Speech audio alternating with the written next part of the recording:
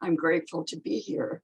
So, well, I have a presentation that looks at where we are, I think, and where we have been in the nature of nursing practice, and then how caring science can help us to grow and develop and transform, and certainly to transform the complex institutions that we have been working in over the course of our professional lives.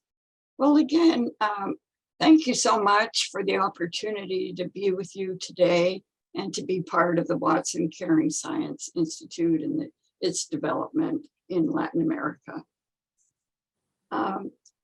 I wanted to share my work with you.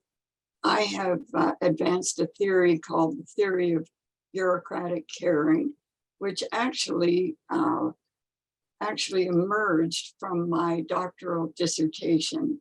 And I finished my doctorate in 1981. And subsequently, I have been working also with Dr. Marian Turkel, who is a Caritas coach, and she and I have worked together for almost maybe 2 decades on the study of caring within complex systems, particularly hospitals, but we have also studied other institutions such as the military. So I'd like to share what I learned from my study of caring. And I had one question when I began my study, and I first studied one hospital. And it was a qualitative study which included ethnography, or the study of the culture of the hospital culture. The other method was phenomenology and studying the life experiences of persons within the hospital. And then the next was the generation of grounded theory. At that time, I was interested in generating theory from practice, theory from research in practice. And so this is the theory that advanced from that process. And so this is this model is a little bit more advanced than the initial model that I created from the research, but in essence, it has most of the same components to it. I had one research question: what is the meaning of caring to you? And within that study, there were 192 participants, and nurses, nurse administrators, physicians, hospital administrators, and nursing in the administrative realm, and other personnel who were participating in this study of caring in the complex system of the hospital. So with this one question of what is the meaning of caring, I began to see how different personnel articulated the meaning of caring to them.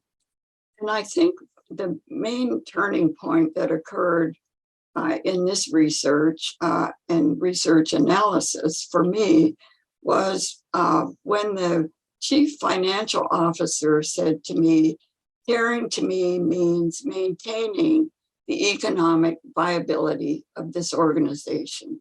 If I don't maintain the economics of it, there is no place for patients, and there is no place for you as a nurse. So that was a very interesting factor to me, to begin to see how people who occupied different roles in the hospital communicated the essence of caring to them. And because often, as we see today in some of our practices, as well as some of our literature, there's kind of a we-they phenomenon about the meaning of caring. But as we know, and as Dr. Watson's work has shown us, is that caring is universal. it cuts across all human persons. And we know, and as an anthropologist myself, it would be impossible to be here today if there were not caring throughout the history of humankind.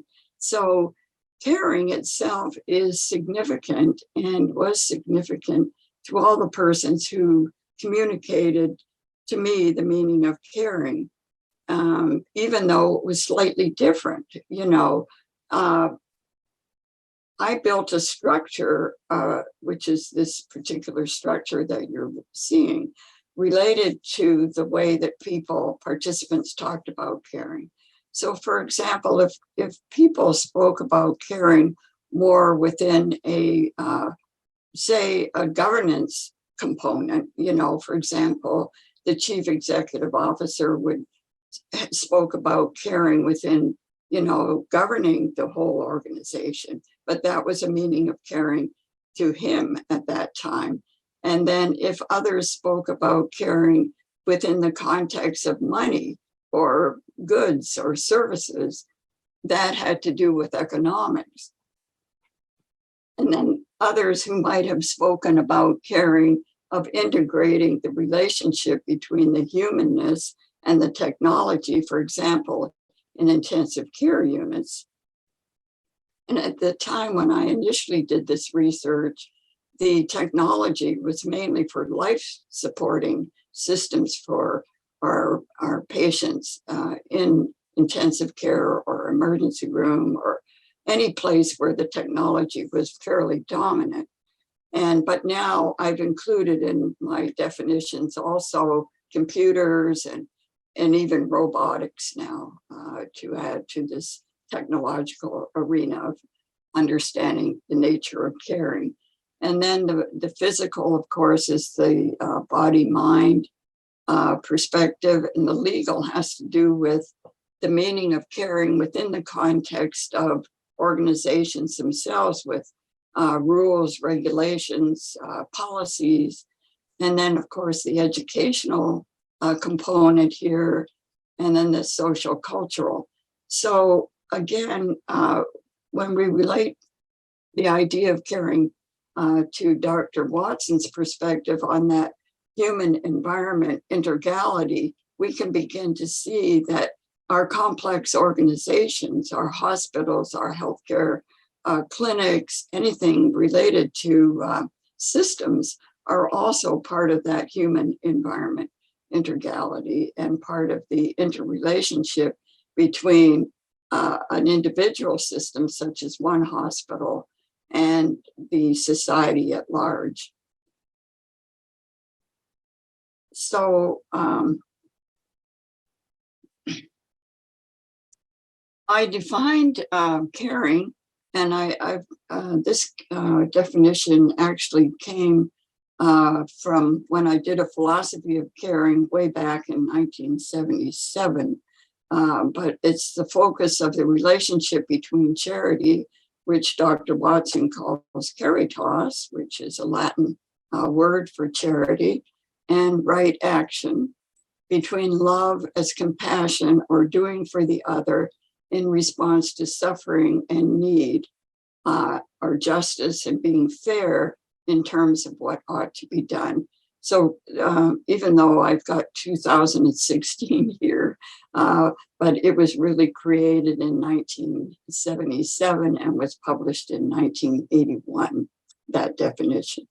And then over the course of my research over the last 20 to 30 years in complex systems, my other research, for example, I studied in ICUs, step-down units, and other technologically focused areas in practice.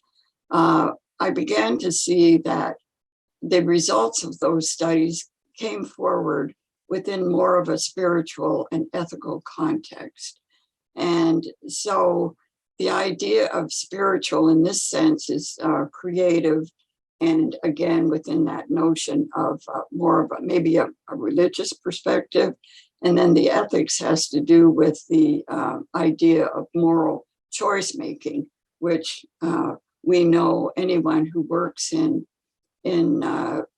especially in high-tech arenas and institutions has to deal with the moral choices to be made with the patients and family members in relationship to the care of and the long-term care actually of the persons. So spiritual ethical caring is love and compassion, and then the ethical piece of respect and trust, the moral obligation, or initiating the right action for the good of others, cultures, and society. So that is in the center of the theoretical model. So these are the domains of the theory of bureaucratic caring that have been advanced from the way in which participants spoke about the nature of caring. Sorry, I went too quick there.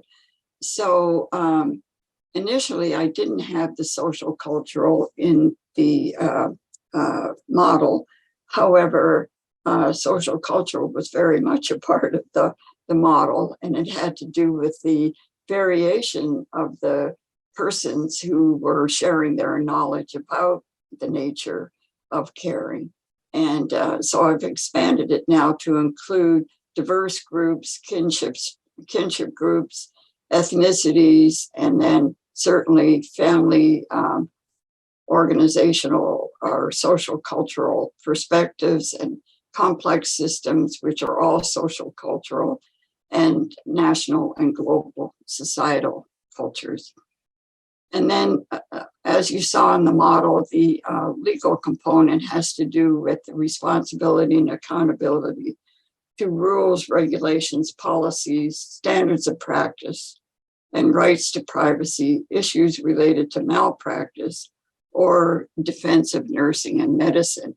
And we know that within complex systems, nurses are always engaged in some type of policy development, and certainly are, because we're licensed personnel in practice, we certainly have accountability relative to our licensures, which have to do with certain regulations that are organized by different nation states and different professional organizations.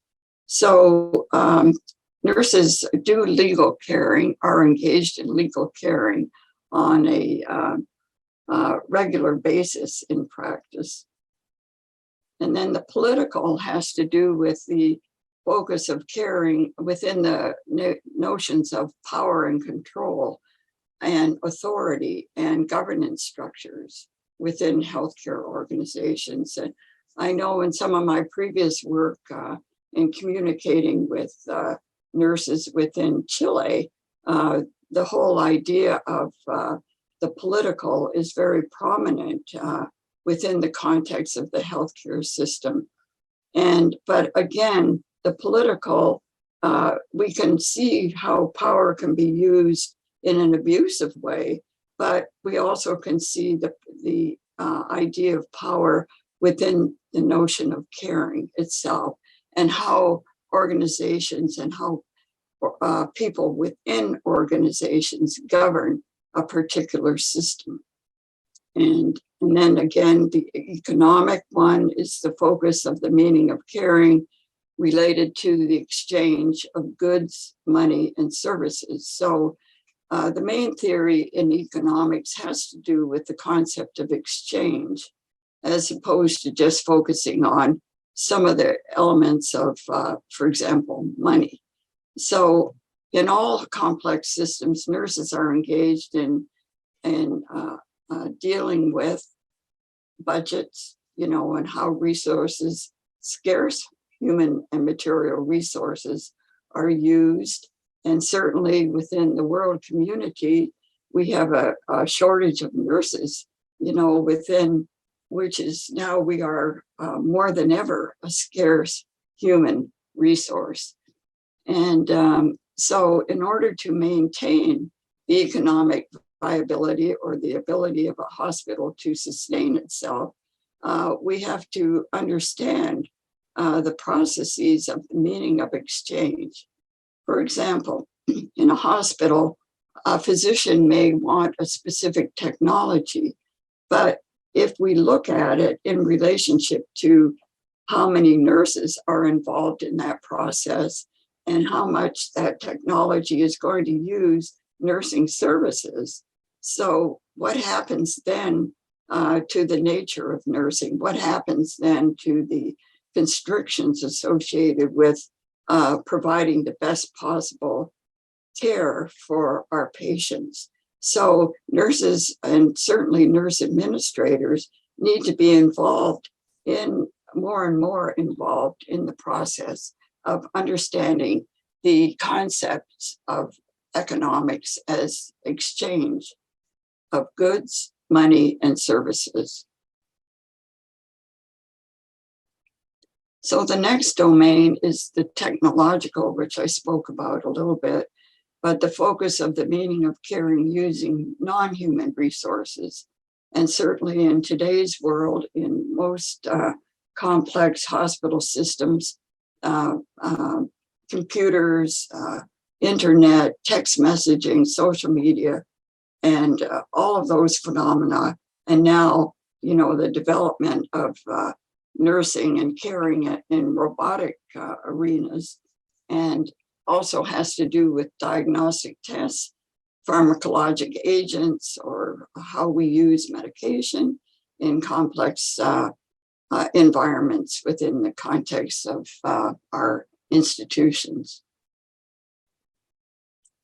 Then the next is the educational domain of the theory, focuses on the meaning of caring within formal and informal educational programs. And yesterday, I just met with occupational therapists at our major hospital here in Boca Raton, and talking about the concept of occupational therapy within most patients in the United States are in the hospital for maybe 3 days at a maximum, except if they're intensive care patients.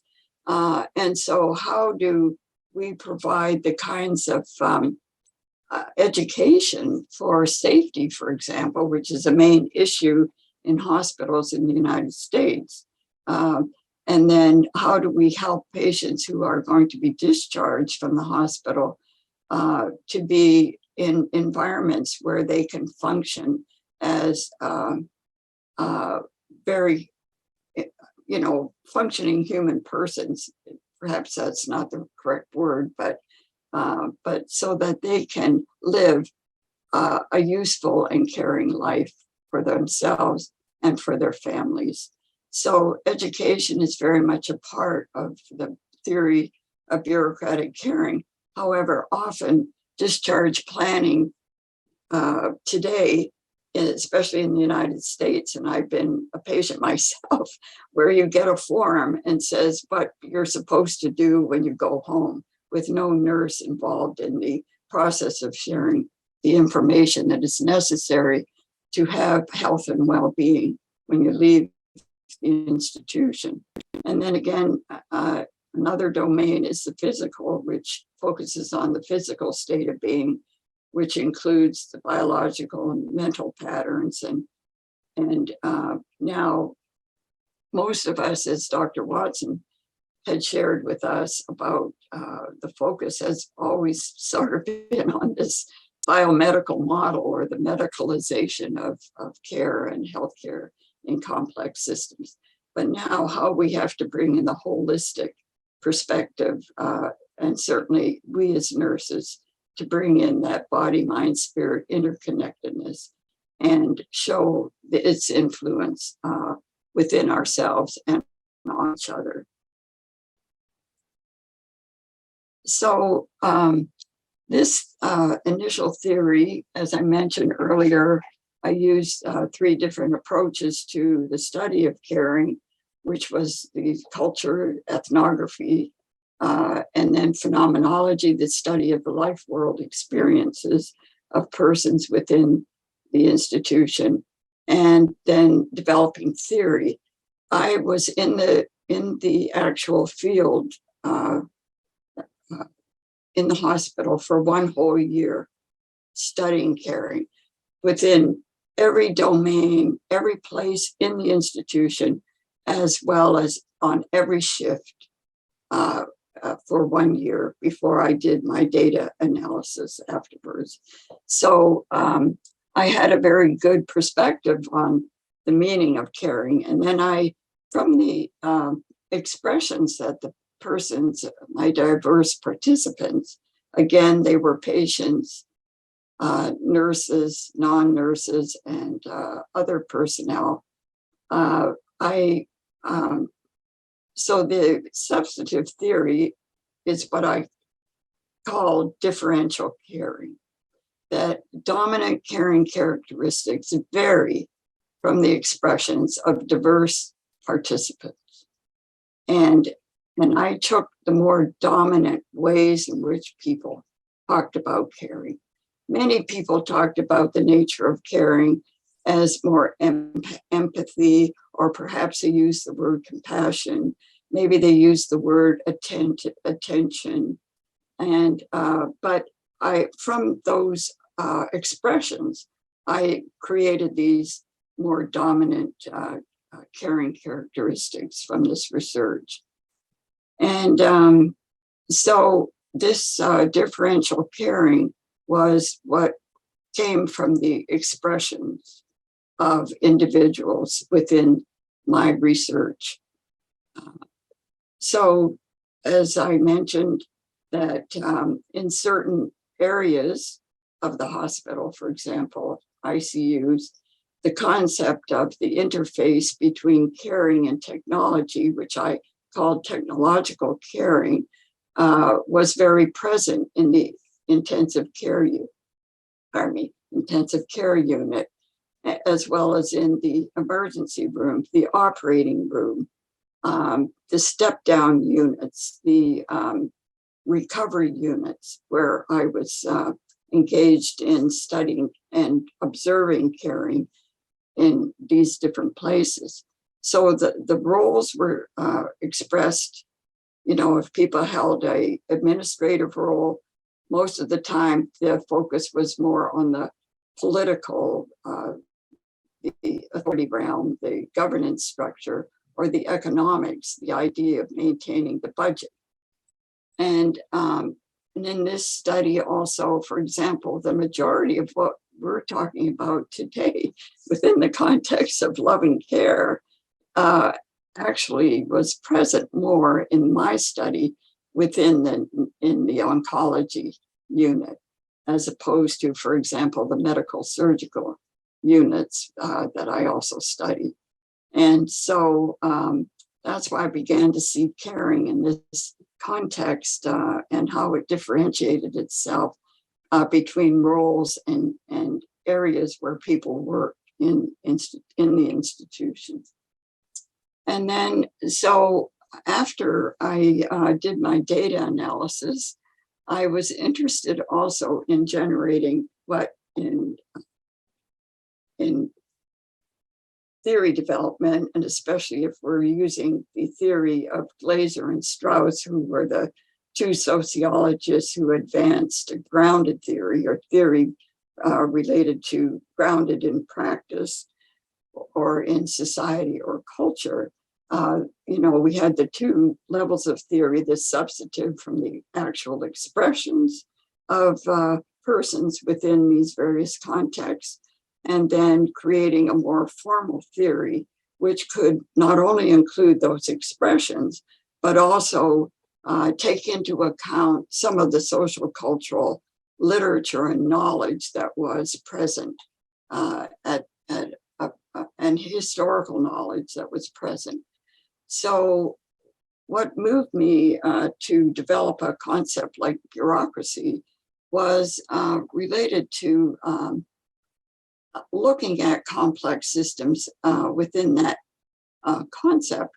Max Weber was the father of bureaucracy. He was a German philosopher and sociologist.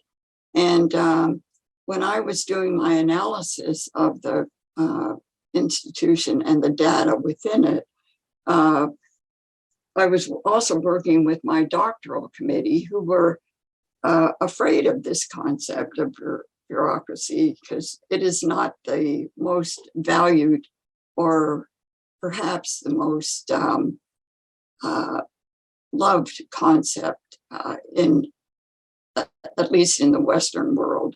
And so, however, to me, bureaucracy was the concept that included all of the caring phenomena that I identified, such as the political, the economic, the legal, the technological. And it also dealt with the fact that within complex systems, there is a hierarchy. You know, there's a administrative a group who are the persons who manage the systems, both nurses and non-nurses.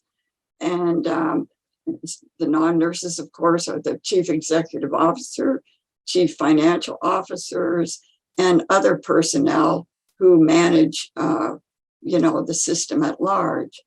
And then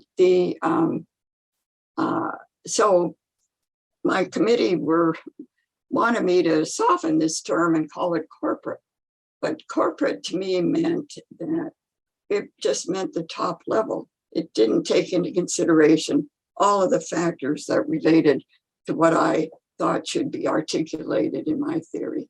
So I was able to sustain the word bureaucratic, which has over the years since I've created this work, has been to some extent problematic with many of my own profession of nurses.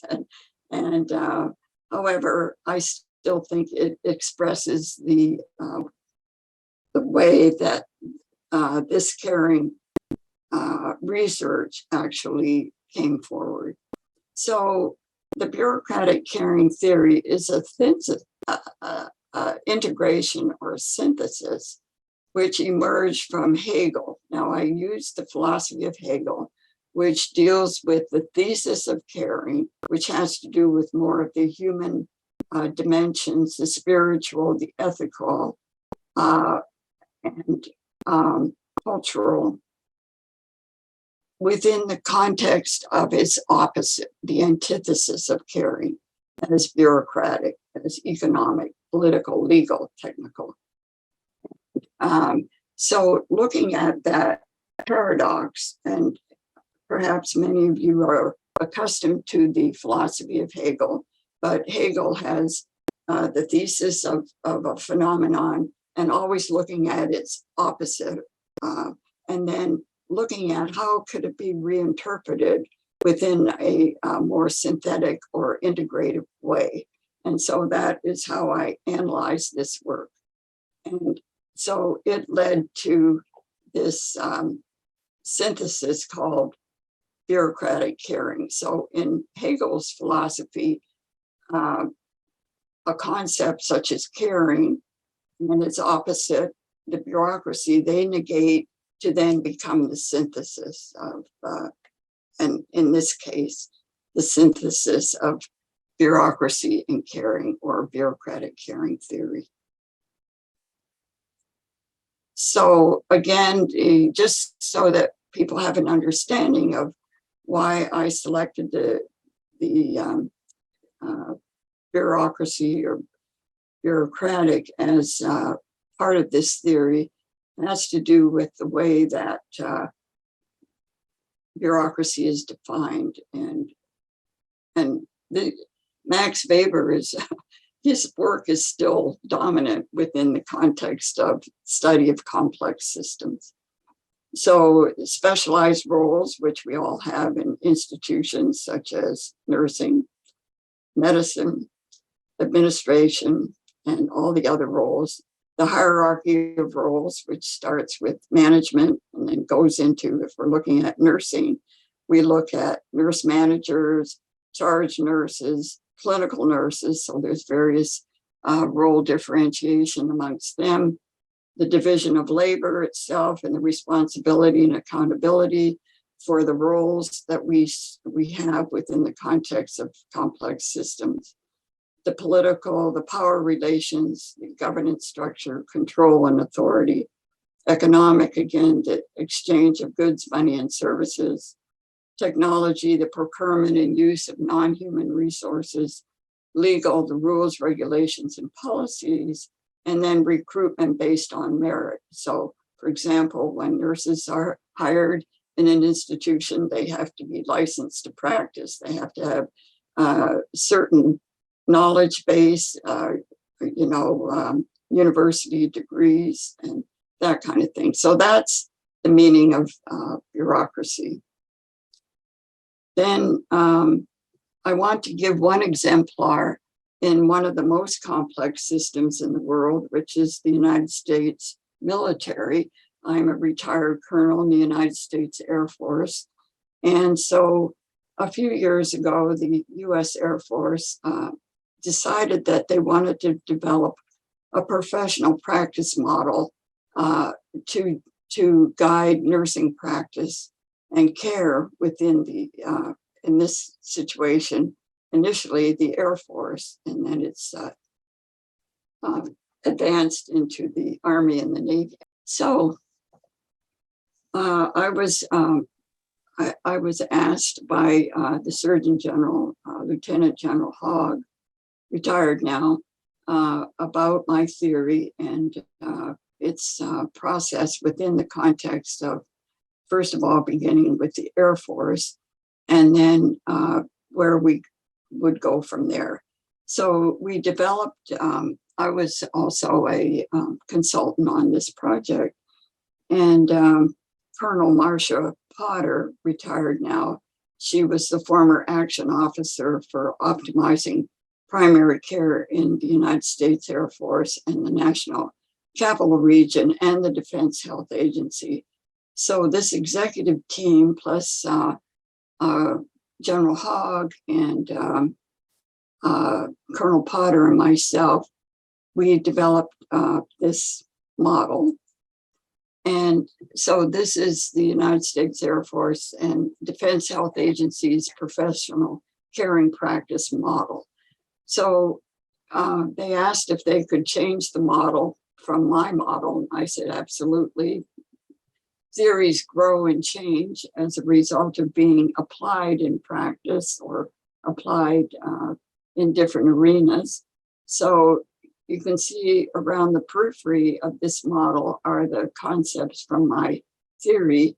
And then within the center of the model are this is the Air Force Memorial in Washington, D.C., where the spheres of the Air Force, or the flights in space, go into the sky, the blue sky and beyond.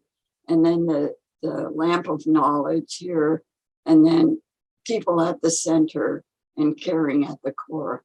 So this is the model that is being used now in the US Air Force, and it's also expanded I'll go back to the model, expanded to the Defense Health Agency, which is including in the United States military, the United States Army, and the United States Navy, of which under that is the United States Marine Corps and the Space Force, as well as the Coast Guard. So this is a very joyful application for me as a nursing theorist, that now caring at the core of the whole United States military is influencing the care and well-being of 10 million people around the world. So this is quite a development for nursing when we think that a nursing theory can influence a whole complex system such as the United States military, one of the largest bureaucracies in the world, and to influence the persons within it, which are the military, their family members, all beneficiaries who are part of the military. And so the last count was it's influencing 10 million people around the world. So this is a great thing for a nursing theorist to know that one's work can be so influential. And the most beautiful part of it is that it is focused in caring, human caring and caring science. And again, the idea of person-centered care, and not patient or other terms, but person-centeredness and caring. So I wanted to share this one application of mine. I've had a number of other applications, but this is the main one for me. So at any rate, I appreciate this opportunity to share my theory with all of you and all of these wonderful scholars and nurses in practice within Latin America. And thank you for this great opportunity. Thank you, Dr. Madeleine Ray. Your presentation was outstanding. I think we got a very clear idea of the concept and meaning of bureaucracy, and also how the framework of Weber fits the nursing professional practice model, and how your theory has been developed through the years. Thank you for your presentation. If we have 15 minutes for questions, so I am going to give you 2 questions that are on the chat. Okay? Yes, absolutely. Thank you. Okay. The first one is, since we believe that nurses carry these theories to their clinical activity, in Chile, we have a rupture between research, academic, and clinic, since the model is strongly biomedical. Any suggestions for you, Dr. Watson, or any of you, that what steps, or our first step based in your experience? Well, when I had spoken with the nurses from Chile a few months ago, we started to look at the political environment from the standpoint of how the healthcare system is constructed within the nation itself, and looking at one of the parliamentarians has presented the idea of political justice, political and environmental justice. And so I began to see within the nature of healthcare and the nature of nursing, how we can take some of the ideas that are generated within the national governance system, and how it can be applied to institutions. Like, we also talked not only about hospitals, but also educational institutions, but how to build the confidence within the nursing personnel based on our connection and interface with larger systems such as the political system, or within the institution of the education, how administrators are talk about the nature or the mission of a particular organization, and then how nursing can present its own body of knowledge and its own commitment to the nature of healthcare and providing the best possible healthcare to the persons of the nation itself. And so I kind of use my model a little bit, with the notion of looking at political caring,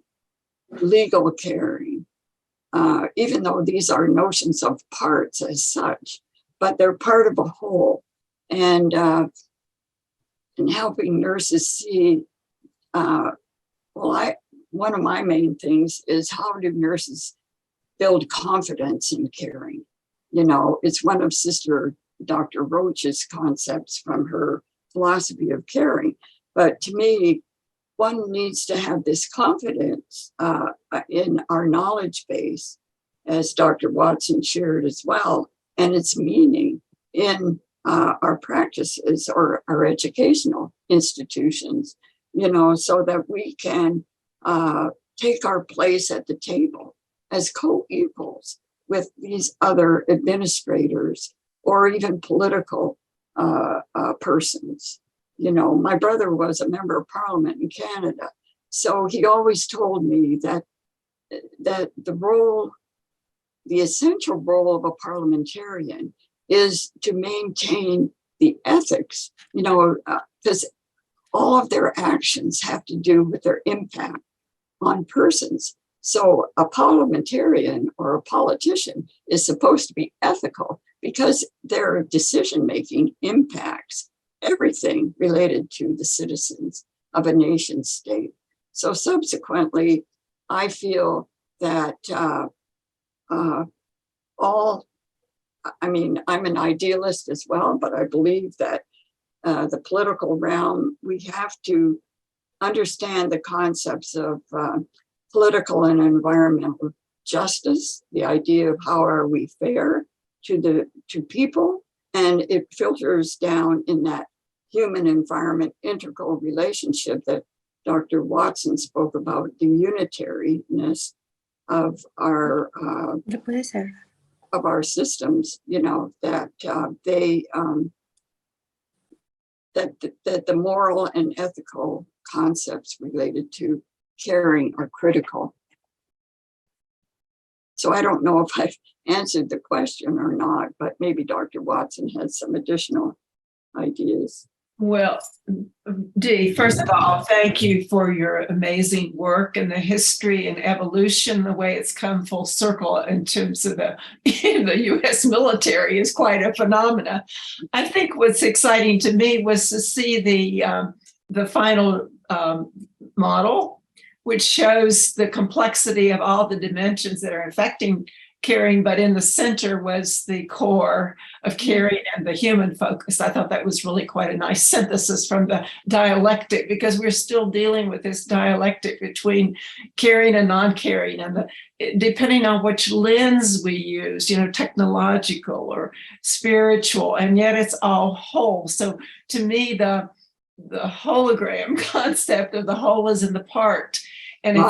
And if we have the disciplinary lens and the shared consciousness, the shared value system, the shared philosophical orientation toward our commitment to humanity, that centerpiece captures the shift from these political dynamics or the bureaucracy tension, perhaps, to really a convergence for this shared human caring component, where the whole is in the part and the part's in the whole. I do share this as a holographic theory, that's that interplay, as you're mentioning, between spiritual, ethical, caring, and those other component parts of a system. Yeah, thank you. Thank you. You're muted. Roxana, you're muted, Flo. Oh, Okay. do you hear me? Yes. We have another question. I will do it in Spanish. Doctora Ray, ¿cómo es que los dominios de la teoría del cuidado burocrático pueden ser aplicados a la situación de las organizaciones de salud en Minnesota, donde las mujeres se fueron a huelga? No fue por el dinero, sino que fue por la salud y el bienestar de los enfermeros, el cuidado y el bienestar de sus familias y de los pacientes. El resultado parece ser que es cuestión de negocios con las organizaciones que siguen la huelga de 3 días. Well, I'm not fluent in Spanish, so I wouldn't be able to. Well, I will do it in English also. Okay. Dr. Ray, how might the domains of bureaucratic caring theory be applied to the situation of healthcare organizations in Minnesota when the nurses went on strike. It was not about money, but the nurses' health and well-being, the caring and well-being of their families and patients. The outcome seemed to be business as usual, with the organizations following the 3-day strike. Mhm. Thank you for that question. I did hear that you know, the nurses went on strike in Minnesota, and then it seemed to unfold more like business as usual, like there was no change. So I didn't follow through to find out how nurses really responded, especially nursing leaders, you know, who were a part of the Minnesota Nurses Association, or even the union members, you know. Again, it's you know, I'm a dual citizen. I was born in Canada, so you know, I understand the interplay, you know, between organizations or politics and nurses, and also how nurses have to be involved. I can only say that it is going to take, since I didn't follow through with knowing what outcome came, even though it said business as usual, but how nurses are going to take up the gauntlet, how they're going to articulate the meaning of caring and what occurred and why it occurred.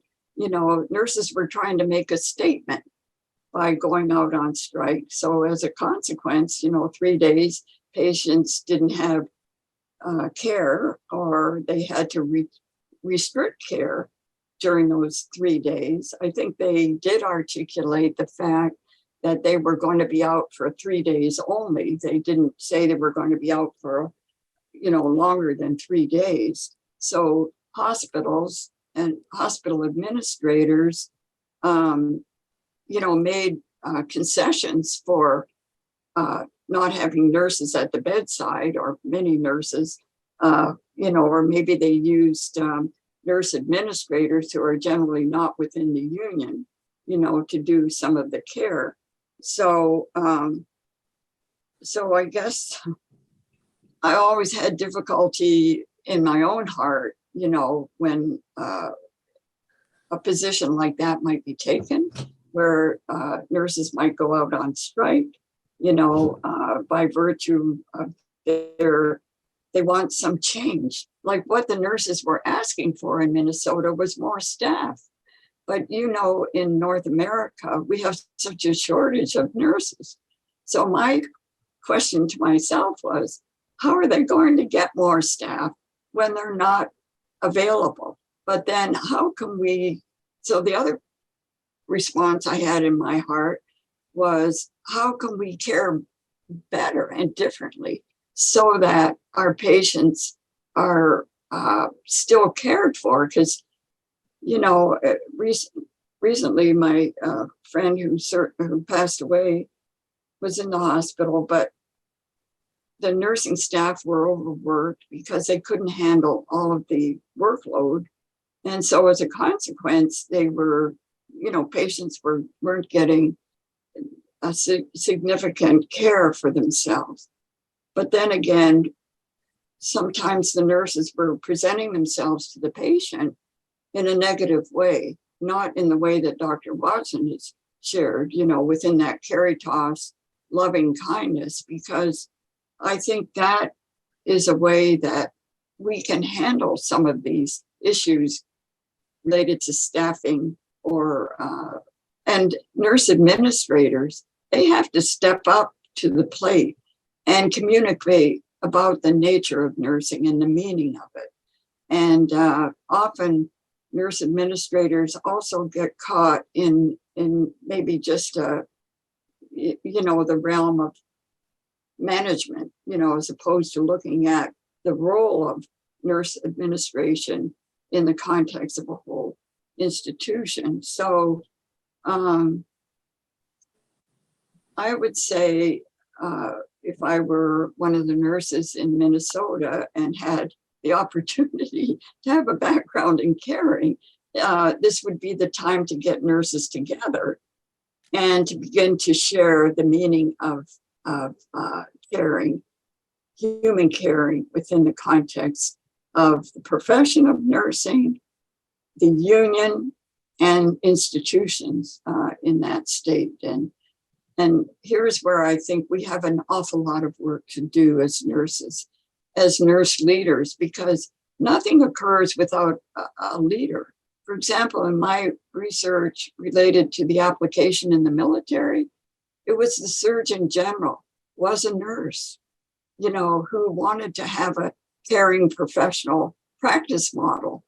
And it was she who brought the people together to make that happen, you know. So I think it's the leadership that suffers or is not as strong as they should be in healthcare and nursing specifically. That's how I look at it. Thank you know, you. For example, I have this one example here. Thank you, Dr. Ray. We have just a few more minutes, Oh. but I'd love to hear your example. Oh, well, I was going to say that in Canada, I was just there in August. You know, this issue of nursing shortage, right, is in the Western world is dominant. And the impact of the lack of staff on patient care. So in Canada, there is a universal healthcare system. So the political people are involved in the process. But the one good thing that occurred out of all of that rancor that was going on there was that the legislature, the prime minister and parliamentarians created a new role, which has a federal nursing officer who is going to look at all of these issues that are going on and engage the different constituencies within the country to articulate these problems associated with patient care and nursing, the dilemmas within nursing itself. And so I thought there was one outcome of nursing leadership that was also supported by the political system, to try to help change the nature of care within the nation of Canada. So that's one example that I can share from when I was there. Mm-hmm. Well, thank you, Dr. Marilyn Ray.